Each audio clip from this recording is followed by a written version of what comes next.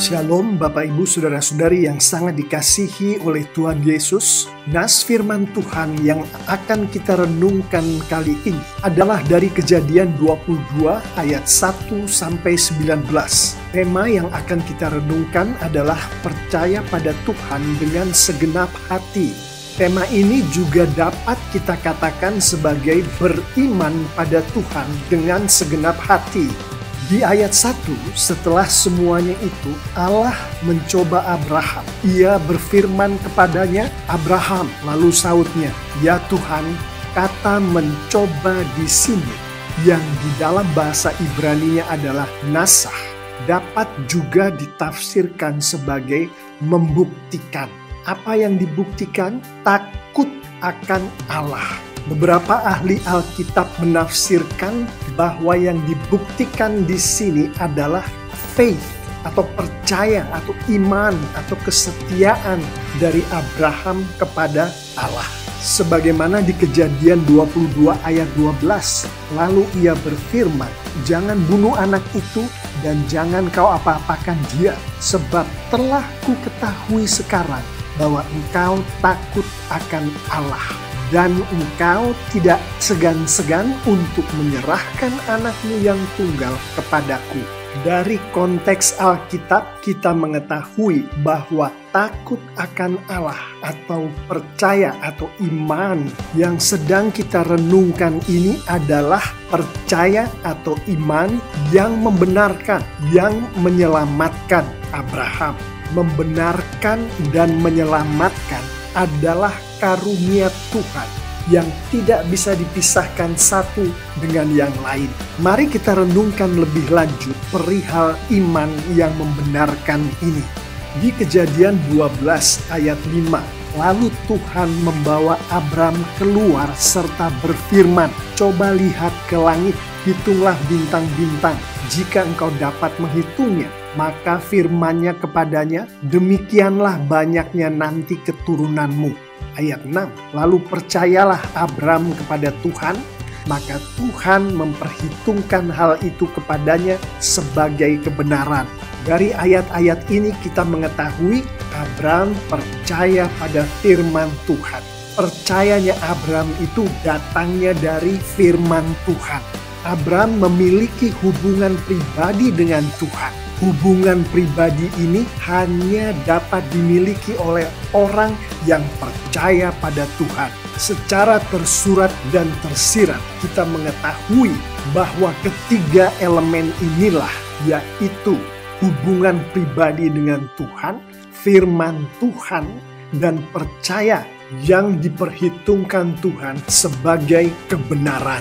Ibrani 11 menjelaskan sedikit lebih jauh mengenai percaya atau iman dari Abraham yang diperhitungkan Tuhan sebagai kebenaran itu. Ayat 8, karena iman Abraham taat ketika ia dipanggil untuk berangkat ke negeri yang akan diterimanya menjadi milik pusakanya. Lalu ia berangkat dengan tidak mengetahui tempat yang ia tujui. Ayat 17, karena iman maka Abraham tatkala ia dicobai mempersembahkan Ishak, ia yang telah menerima janji itu rela mempersembahkan anaknya yang tunggal. Ayat 18, walaupun kepadanya telah dikatakan keturunan yang berasal dari Ishaklah yang akan disebut keturunanmu. Dari ayat-ayat ini secara tersurat dan tersirat kita mengetahui Abram percaya dan rela untuk taat pada firman Tuhan. Abram memiliki hubungan pribadi dengan Tuhan. Roma 4 lebih jauh lagi menjelaskan mengenai percaya atau iman Abram ini. Ayat 18, sebab sekalipun tidak ada dasar untuk berharap, namun Abram berharap juga dan percaya bahwa ia akan menjadi bapa banyak bangsa menurut yang telah difirmankan. Demikianlah banyaknya nanti keturunanmu. Ayat 19, imannya tidak menjadi lemah walaupun ia mengetahui bahwa tubuhnya sudah sangat lemah karena usianya telah kira-kira 100 tahun dan bahwa rahim Sarah telah tertutup Secara tersurat dan tersirat, kita melihat di ayat-ayat ini, Abraham berharap dan percaya pada firman Tuhan. Abraham memiliki hubungan pribadi dengan Tuhan. Ayat 20, tetapi terhadap janji Allah, ia tidak bimbang karena ketidakpercayaan. Malah ia diperkuat dalam imannya dan ia memuliakan Allah. Ayat 21, dengan penuh keyakinan bahwa Allah berkuasa untuk melaksanakan apa yang telah ia janjikan. Ayat 22, karena itu hal ini diperhitungkan kepadanya sebagai kebenaran.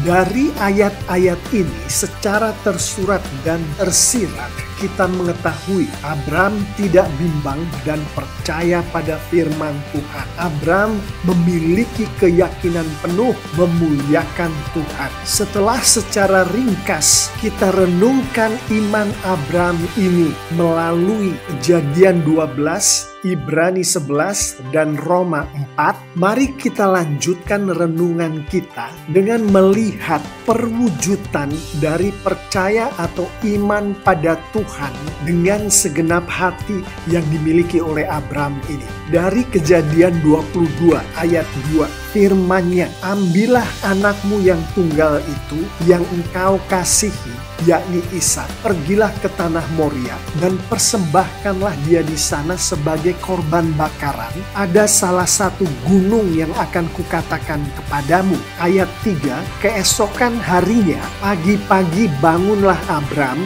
ia memasang pelana keledainya dan memanggil 2 orang bujangnya beserta Ishak anaknya. Ia membelah juga kayu untuk korban bakaran itu, lalu berangkatlah ia dan pergi ke tempat yang dikatakan Allah kepadanya. Dari ayat-ayat ini kita mengetahui perwujudan iman dari Abraham, termasuk tanpa penjelasan panjang lebar dari Tuhan kepada Abraham, tanpa pertanyaan-pertanyaan dari Abraham kepada Tuhan. Abraham mentaati perintah Tuhan. Abraham melakukan segalanya yang diperlukan untuk mentaati perintah Tuhan itu. Perwujudan iman Abraham ini juga termasuk bagi Abraham melakukan imannya lebih penting daripada keluarganya sendiri, lebih penting dari Ishak anaknya sendiri. Yang kita ketahui dari Kejadian 22 ayat 2, firman-Nya, ambillah anakmu yang tunggal itu yang engkau kasihi, yakni Ishak, pergilah ke tanah Moria dan persembahkanlah dia di sana sebagai korban bakaran pada salah satu gunung yang akan kukatakan kepadamu. Ishak adalah anak tunggal Abraham menurut Tuhan, seperti disampaikan Tuhan di ayat 2 ini. Ishak adalah anak Abraham yang dikasihi oleh Abraham. Ishak adalah anak perjanjian yang diberikan Tuhan kepada Abraham, sebagaimana disampaikan di Kejadian 17 ayat 19. Namun karena imannya kepada Tuhan, Abraham mempersembahkan Ishak sebagai korban bakaran. Iman Abraham kepada Tuhan lebih penting daripada Ishak anaknya sendiri, lebih penting dari Sarah istrinya sendiri. Dari Kejadian 17 ayat 15 dan 16, selanjutnya Allah berfirman kepada Abram tentang istrimu Sarai, janganlah engkau menyebut dia lagi Sarai, tetapi Sarah, itulah namanya. Ayat 16, aku akan memberkatinya dan daripadanya juga aku akan memberikan kepadamu seorang anak laki-laki, bahkan aku akan memberkatinya sehingga ia menjadi ibu bangsa-bangsa, raja-raja bangsa-bangsa akan lahir daripadanya. Dari ayat-ayat ini kita mengetahui bahwa Abram mengetahui bahwa istrinya Sarah sangat diberkati oleh Tuhan dan Tuhan menjadikan Sarah menjadi ibu bangsa-bangsa, ibu raja-raja. Namun dari Kejadian 22 kita mengetahui bahwa Sarah tidak diajak berdiskusi oleh Abram mengenai anaknya yang akan dipersembahkan sebagai korban bakaran kepada Tuhan itu. Nama Sarah tidak disebutkan sama sekali di Kejadian 22.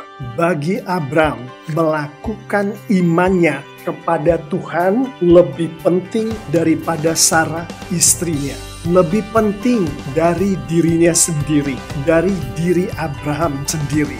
Dari Kejadian 22 ayat 2, firman-Nya, ambillah anakmu yang tunggal itu yang engkau kasihi, yakni Ishak, pergilah ke tanah Moria dan persembahkanlah dia di sana sebagai korban bakaran pada salah satu gunung yang akan kukatakan kepadamu. Kita mengetahui tempat pastinya di mana Tuhan menghendaki Abram untuk pergi tidak diberitahu oleh Tuhan. Waktu pastinya juga tidak diberitahu oleh Tuhan. Apa nanti hasilnya yang dikehendaki oleh Tuhan juga tidak diberitahu oleh Tuhan kepada Abram. Sebagaimana kebanyakan manusia, tentunya Abraham ingin mengetahui tempat pasti, waktu pasti, hasil apa yang diharapkan demi kepentingan dan kenyamanan dirinya sendiri.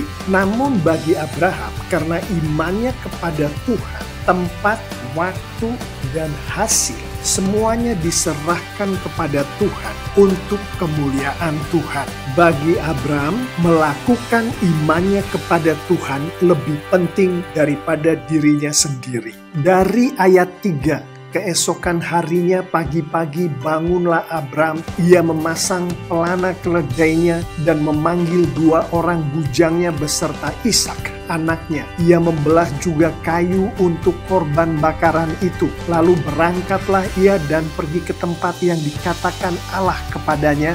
Ayat 4, ketika pada hari ketiga Abram melayangkan pandangannya, kelihatanlah kepadanya tempat itu dari jauh, menunjukkan bahwa bagi Abraham bangun pagi-pagi membawa keledai dan 2 bujang, membelah kayu, melakukan perjalanan 3 hari ke tempat yang dikehendaki Tuhan. Perjalanan yang penuh dengan ketidaknyamanan ini dilakukannya karena imannya kepada Tuhan. Ayat 6, lalu Abram mengambil kayu untuk korban bakaran itu dan memikulkannya ke atas bau Ishak anaknya, sedang di tangannya dibawanya api dan pisau. Demikianlah keduanya berjalan bersama-sama. Dari ayat ini kita mengetahui bagi Abram membawa beban banyak, berjalan jauh, melakukan perjalanan yang penuh dengan ketidaknyamanan, dilakukannya demi imannya kepada Tuhan. Dari ayat 9, sampailah mereka ke tempat yang dikatakan Allah kepadanya. Lalu Abram mendirikan mezbah di situ, disusunnyalah kayu, diikatnya Ishak anaknya itu, dan diletakkannya di mezbah itu di atas kayu api. Ayat 10, sesudah itu Abram mengulurkan tangannya, lalu mengambil pisau untuk menyembelih anaknya, menunjukkan bahwa bagi Abram melakukan imannya kepada Tuhan lebih penting daripada kepentingan dirinya sendiri. Dari konteks Alkitab kita mengetahui bahwa kepentingan Abraham ada pada anaknya Ishak. Ishak adalah penerus dinasti Abraham. Ishak adalah pewaris kekayaan Abraham. Ishak adalah pembawa perjanjian yang diberikan Tuhan, pembawa berkat yang diberikan Tuhan. Namun karena imannya kepada Tuhan, Abraham bersiap menyembelih anaknya sendiri Ishak. Dan perwujudan dari percaya pada Tuhan dengan segenap hati ini termasuk percaya pada Tuhan atau iman kepada Tuhan yang berbuah. Yakobus 2 ayat 22, kamu lihat bahwa iman bekerja sama dengan perbuatan-perbuatan, dan oleh perbuatan-perbuatan itu iman menjadi sempurna. Ayat 23, dengan jalan demikian genaplah nas yang mengatakan, lalu percayalah Abram kepada Allah, maka Allah memperhitungkan hal itu kepadanya sebagai kebenaran. Karena itu Abram disebut sahabat Allah. Dari ayat-ayat ini kita mengetahui bahwa percaya atau iman pada Tuhan yang dimiliki oleh Abram adalah iman yang berbuah. Termasuk di dalam buah itu adalah perbuatan-perbuatan baik yang dilakukan oleh Abram.